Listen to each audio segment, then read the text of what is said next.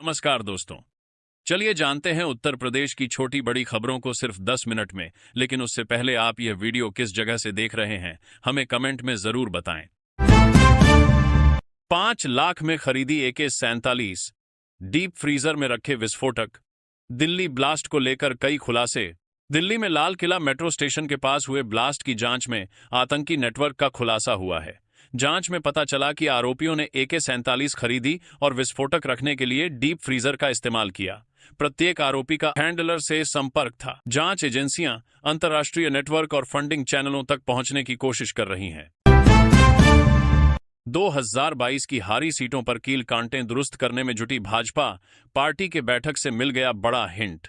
भाजपा ने 2027 विधानसभा चुनाव के लिए तैयारी शुरू कर दी है, खासकर उन सीटों पर जहां 2022 में हार मिली थी। मतदाता सूची के पुनरीक्षण पर ध्यान केंद्रित किया जा रहा है, जिसमें बूथ स्तर तक के कार्यकर्ताओं को सक्रिय किया जा रहा है। धर्मपाल सिंह ने अवध क्षेत्र के पदाधिकारियों के साथ बैठक में इस पर जोर दिया और सामूहिक जिम्मेदारी की बात कही। होम नहीं संभालेंगे नीतीश। 20 साल बाद सत्ता संतुलन का नया फॉर्मूला। जेडीयू के मंत्री कम, बजट ज्यादा। बिहार के मुख्यमंत्री नीतीश कुमार ने इस बार गृह विभाग अपने पास नहीं रखने का फैसला किया है, जो 20 साल बाद हुआ है। यह कदम सत्ता संतुलन के एक नए फॉर्मूले का संकेत है, जिसमें गठबंधन सरकार के सभी दलों को उचित प्रतिनिधित्व देने की रणनीति शामिल हो सकती है। राजनीतिक विश्लेषकों का मानना है कि यह निर्णय प्रशासनिक स्तर पर भी बदलाव लाएगा। विश्व स्तरीय इंफ्रास्ट्रक्चर से यूपी बन रहा लॉजिस्टिक्स हब। दादरी में मल्टी मॉडल पार्क से राज्य को मिलेगी आर्थिक रफ्तार। योगी सरकार उत्तर प्रदेश को लॉजिस्टिक्स हब बनाने के लिए प्रतिबद्ध है। जेवर एयरपोर्ट और दादरी लॉजिस्टिक्स हब जैसे प्रोजेक्ट माल ढुलाई को सुगम बना रहे हैं। बेहतर कनेक्टिविटी और पैक्सर निवेश अनुकूल नीतियों से उद्योगों का विकास हो रहा है। दादरी में मल्टी मॉडल लॉजिस्टिक्स पार्क राज्य की आर्थिक प्रगति को गति देगा और रोजगार के अवसर पैदा करेगा। यह पार्क राष्ट्रीय और वैश्विक व्यापार के लिए महत्वपूर्ण केंद्र बनेगा। धुंध के साथ सुबह की शुरुआत। कैसा रहेगा यूपी में आज का मौसम? देखें लेटेस्ट अपडेट। उत्तर प्रदेश में आज सुबह धुंध के साथ हुई। मौसम विभाग ने आने वाले दिनों में तापमान में गिरावट की संभावना जताई है। कई शहरों में दृश्यता कम होने के कारण वाहन चालकों को सावधानी बरतने की सलाह दी गई है। मौसम शुष्क की संभावना है, लेकिन कुछ क्षेत्रों में हल्की बारिश हो सकती है। यतीम खाना मामले में आजम खान के सफाई साक्ष्य के मौके खत्म। गवाह न आने से कोर्ट ने बहस में लगाई पथरावली। सपा नेता आजम खान के यतीम खाना प्रकरण में लगातार दूसरी तारीख पर भी उनकी ओर से कोई गवाह पेश न होने के कारण शुक्रवार को सुनवाई नहीं हो सकी। पिछली तारीख पर भी गवाह न आने पर न्यायालय ने गवाही का अवसर समाप्त कर दिया था। अब MP-MLA कोर्ट ने नाराजगी जताते हुए बचाव पक्ष के सफाई साक्ष्य का मौका भी खत्म कर दिया और मामले की पथरावली लगा दी है।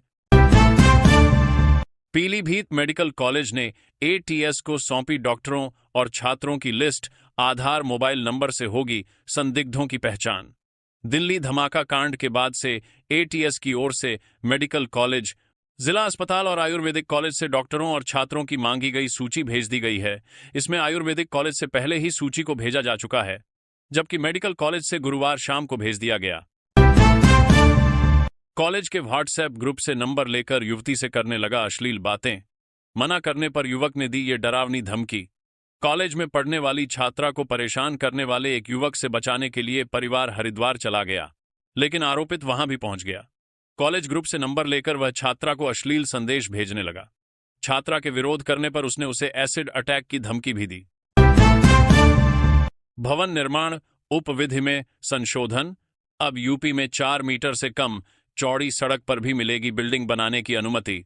राज्य सरकार ने उत्तर प्रदेश विकास प्राधिकरण की भवन निर्माण एवं विकास उपविधियों में संशोधन किया है। नए नियम के अनुसार 4 मीटर से कम चौड़ी सड़क के मामले में यदि भूखंड सड़क के मध्य से 2 मीटर की दूरी पर है तो भवन निर्माण की अनुमति दी जा सकेगी। इसके अलावा व्यावसायिक भवनों के सेटबैक और पोर्च मानकों में भी बदलाव किया गया है। आयुष्मान योजना में नहीं हो सकेगा फर्जी बिलों का भुगतान। अब ICU में इलाज की पेमेंट से पहले करना होगा ये काम। आयुष्मान भारत योजना के तहत अब अस्पतालों द्वारा किए गए ICU इलाज के भुगतान की पुष्टि मरीज या उसके स्वजन से कॉल करके की जाएगी। सांचीज के अनुसार हर महीने करीब 600 आईसीयू दावे आते हैं, जिनकी पहले केंद्र की तय एजेंसी और फिर सांचीज के डॉक्टर जांच करते हैं। अब यदि किसी बिल में संदिग्ध जानकारी होगी तो सत्यापन के लिए सीधे मरीज या परिजनों से संपर्क किया जाएगा। अब दुनिया को नए संयुक्त राष्ट्र की जरूरत, राजनाथ सिंह बोले। दुनिया भर के संघर्षों में नहीं दिखी ऊन की सक्रिय भूमिका। रक्षा मंत्री राजनाथ सिंह ने संयुक्त राष्ट्र की भूमिका और कार्यप्रणाली पर सवाल उठाते हुए कहा कि इजरायल, हमास, यूक्रेन, रूस और अफ्रीका के कई हिस्सों में चल रहे संघर्षों के बावजूद यूएन की सक्रियता नहीं दिखी। उन्होंने कहा कि आज विश्व को एक नए संयुक्त राष्ट्र की जरूरत है, जिसमें नई संस्था नहीं बल्कि नई ऊर्जा, कार्यशैली और दृष्टिकोण शामिल हों। चीखती रही पत्नी, पति के नहीं कांपे हाथ। लखनऊ में शराब के पैसे नहीं देने पर सिलबट्टे से कूचकर मार डाला। लखनऊ में शराब के लिए पैसे न देने पर एक पति ने अपनी पत्नी की सिलबट्टे से सिर कूचकर हत्या कर दी। नन्हकू नामक आरोपी शराब का आदी था और अक्सर पत्नी नन्ही देवी से पैसे मांगता था। इनकार करने पर उसने सिलबट्टे से हमला कर दिया। पुलिस ने आरोपी को गिरफ्तार कर लिया है और मामले की जांच जारी है। यूपी में फार्मर रजिस्ट्री में लापरवाही वाले जिलों को लेकर कृषि मंत्री सख्त, अधिकारियों के खिलाफ कार्रवाई के निर्देश। उत्तर प्रदेश के कृषि मंत्री ने फार्मर रजिस्ट्री में लापरवाही करने वाले जिलों के अधिकारियों पर सख्त कार्रवाई के आदेश दिए हैं। उन्होंने पंजीकरण प्रक्रिया में तेजी लाने और किसानों को योजनाओं के लोग बारे में जागरूक करने पर जोर दिया है। सरकार किसानों को सभी योजनाओं का लाभ पहुंचाने के लिए प्रतिबद्ध है और पंजीकरण को सुगम बनाना आवश्यक है। दोषी अधिकारियों पर तत्काल कार्रवाई की जाएगी। फिक्की फ्लो के कार्यक्रम में शामिल हुए सीएम योगी बोले, महिलाओं की प्रगति से ही विकसित होगा भारत। मुख्यमंत्री योगी आदित्यनाथ फिक्की फ्लो के कार्यक्रम में शामिल हुए। उन्होंने कहा कि महिलाओं की तरक्की से ही भारत विकसित होगा। उन्होंने महिला सशक्तिकरण पर जोर दिया और सरकार की प्रतिबद्धता दोहराई। योगी जी ने आत्मनिर्भर भारत के सपने को साकार करने में महिलाओं की भागीदारी को महत्वपूर्ण बताया और उनसे देश के विकास में योगदान करने का आह्वान किया।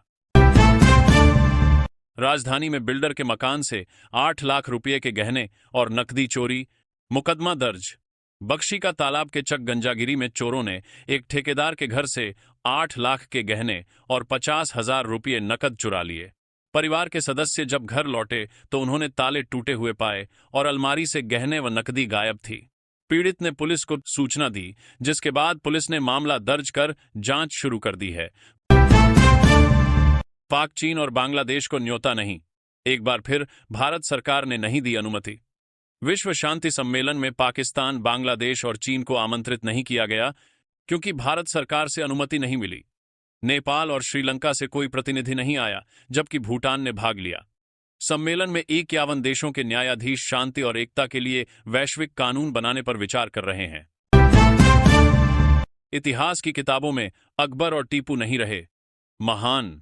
आरएसएस के सुनील आंबेकर का दावा। नागपुर में ऑरेंज सिटी लिटरेचर फेस्टिवल में आरएसएस नेता सुनील आंबेकर ने कहा कि इतिहास की किताबों में सकारात्मक बदलाव हुए हैं। अब अकबर और टीपू सुल्तान के नाम के आगे महान शब्द का प्रयोग नहीं होगा। मराठी हिंदी विवाद में युवक की आत्महत्या के मुद्दे पर बाल ठाकरे स्मृति स्थल पर धरना देगी बीजेपी। राज ठाकरे पर साधा निशाना।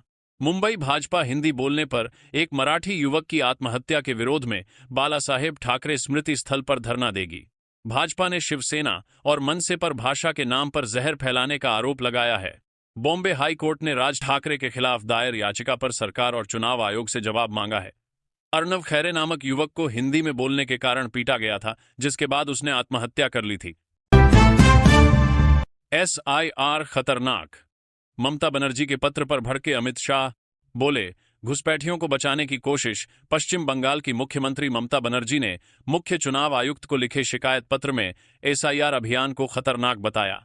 इस पत्र के एक दिन बाद अमित शाह की प्रतिक्रिया सामने आई है, जिसमें बात है। उन्होंने कहा, कुछ राजनीतिक दल घुसपैठियों को बचाने की कोशिश कर रहे हैं,